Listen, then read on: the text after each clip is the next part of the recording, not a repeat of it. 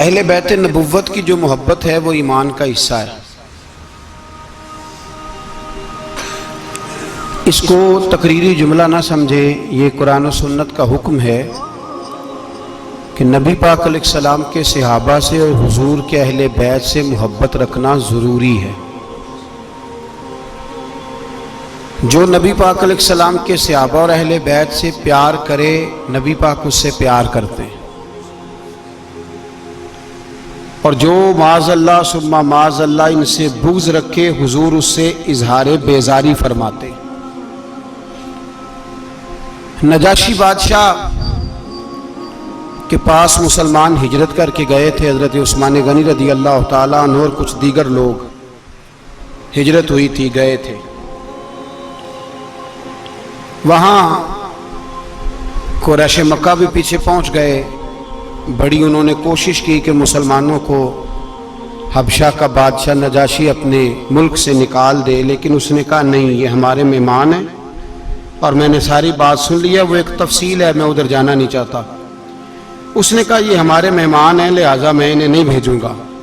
بڑی قدر کی صحابہ کی، حضرت جعفر طیار تھے، حضرت عثمان غنی تھے، دیگر لوگ، قدر کے ساتھ رکھا۔ صحابہ فرماتے ہیں کہ ایک وقت ایسا آیا کہ نجاشی کے کچھ علاقے کے لوگ مدینے آئے نبی پاک کی بارگاہ میں، تو فرماتے ہیں رسول پاک علیہ السلام نے ترکی خیمہ لگوایا ان کے لیے، اور اللہ کے رسول خود اپنے ہاتھوں سے کھانا لے کے ان کے خیمے میں تشریف لے جاتے۔ پھر محبوب پاک علیہ السلام ان کے لیے طرح طرح کے بندوبست کرتے، ان کا بہت خیال کرتے۔ تو ہمارے ذہنوں میں خیال آیا کہ مہمان تو پہلے بھی آتے رہتے، لیکن یا رسول اللہ صلی اللہ علیہ وسلم، جو آپ کا طریقہ ہم نے ان کے ساتھ دیکھا ہے وہ ہر کسی کے ساتھ نہیں دیکھا۔ تو نبی پاک علیہ السلام نے فرمایا اس کی وجہ ہے، جب میرے صحابہ گئے تھے تو ان کے بادشاہ نے بڑی قدر کی تھی، اس ملک کے لوگوں نے بڑا پیار کیا تھا، تو جو میرے صحابہ سے پیار کرے میں بھی ان سے پیار کر کے دکھانا چاہ رہا ہوں۔ تو اہل بیت سے، صحابہ سے جس کا پیار ہے، حضور اس سے راضی۔ اور ترمذی شریف میں موجود ہے، جب ایک جنازہ پڑھانے کے لیے حضور علیہ السلام سے عرض کیا گیا یا رسول اللہ جنازہ پڑھا دیں، تو نبی پاک آئے، جنازگاہ تک آئے، جنازگاہ تک حضور تشریف لائے، مرنے والے کا چہرہ دیکھا۔ حضور کو اللہ نے علم دیا تھا، گھر میں بھی سارا کچھ جانتے تھے، لیکن وہاں بتا دیتے تو جو جنازہ پڑھنے آئے تھے ان کو مسئلے کا پتہ نہ چلتا۔ جنازگاہ تک تشریف لائے اور مرنے والے کا چہرہ دیکھ کے فرمایا میں جنازہ نہیں پڑھاؤں گا۔ یا رسول اللہ صلی اللہ علیہ وسلم کیوں؟ فرمایا اس لیے کہ یہ مرنے والا میرے عثمان غنی سے بغض رکھتا تھا۔ حضور نے فرمایا عثمان سے بغض رکھتا تھا، لہذا میں جنازہ، تو کیسے پڑھ لیتا ہے بھائی؟ تو زیادہ رحمت ہے تیرے دل میں نبی پاک سے بھی، تو زیادہ مسلح امت ہو گیا ہے۔ جب نبی پاک صلی اللہ علیہ وسلم رحمت للعالمین ہو کے کہتے ہیں نہیں اس کا جنازہ پڑھنا، میری بات کی سمجھ آ رہی ہے میرے بھائیوں کو؟ ہم تو بڑے زیادہ ہی یار سے آنے ہو گئے لوگ، زیادہ ہی کہتے ہیں جی بابا آپ ہمیں جنازے میں نہیں پڑھنے دیتے، بندہ ماری گیا تو اس سے کیا اختلاف، تو یہ مرا ہوا نہیں پڑا،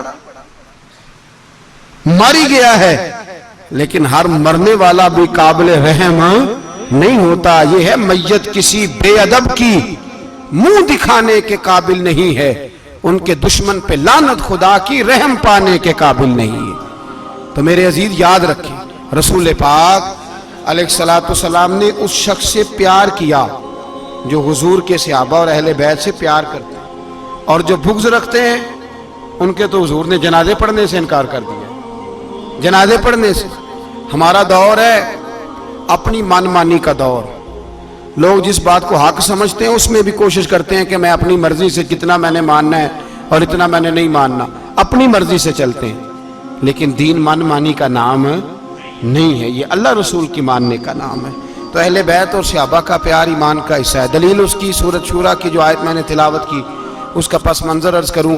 نبی پاک صلی اللہ تعالیٰ علیہ وسلم اعلان نبوت سے پہلے کاروبار کرتے تھے، تجارت کرتے تھے، اور اس سے محبوب جو چیز کماتے تھے وہ روزمرہ کے معاملات میں خرچ ہوتی تھی۔ دین کا جو کام ہوتا ہے نا، یہ بذات خود بڑی مشقت کا کام ہوتا ہے، اس کام سے منسلک اور بہت سارے کام ہوتے ہیں۔ دین کا کام کرنے والے لوگ اکثر کچھ نہیں کر پاتے، اور لوگوں کے اعتراض کی زد میں بھی رہتے ہیں، یار جناب یہ کرتے کیا ہیں، روٹی بھی کھاتے ہیں تو کام بھی کوئی نہیں کرتے، کپڑے بھی پہنتے ہیں، تو لوگوں کو بڑا شک رہتا ہے۔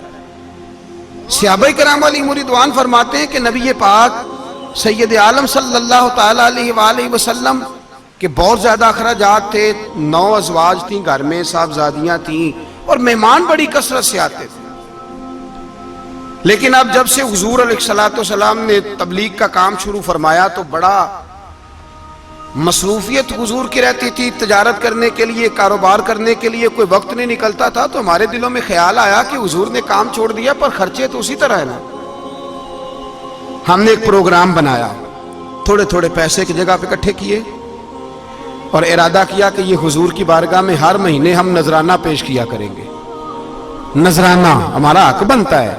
اور ہم نے ایک دوسرے سے کہا یار طائف سے لے کر احد تک جو رسول پاک نے پتھر کھائے ہیں تو ہمارے لیے کھائے ہیں، اور حضور عبادت اللہ کی کرتے ہیں پر جب دعا مانگتے ہیں تو یاد امت کو فرماتے ہیں، تو ہر چیز تو نبی پاک کی ہمارے لیے ہے تو ہمیں بھی تو کچھ کرنا چاہیے نا۔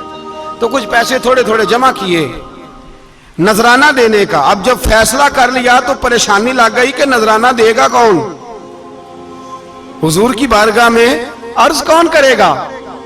تو اس کام کے لیے اتفاق یہ ہوا کہ نبی پاک کے چچا جناب عباس سے کہا جائے صلی اللہ تعالی علیہ وسلم۔ حضور علیہ السلام کے چچا جناب عباس رضی اللہ تعالیٰ عنہ سے کہا کہ آپ چونکہ حضور کے چچا ہیں، آپ کی بات حضور نہیں ٹالیں گے، عزت کرتے ہیں بڑی، تو آپ کہیں نبی پاک سے۔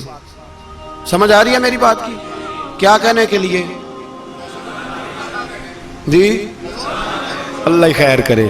اب ہمارے زمانے میں جو سفارشیں ڈالی جاتی ہیں وہ پیسے دینے کے لیے نہیں ڈالی جاتی، وہ پیسے لینے کے لیے کوئی منت ہے، کوئی کسی بڑے کو لے کے جائے، دینے کے لیے بھی کبھی سفارش آئی ہے؟